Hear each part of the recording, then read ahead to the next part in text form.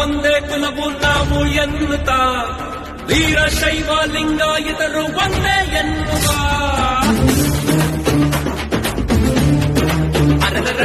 ಒಂದೇ ಧರ್ಮ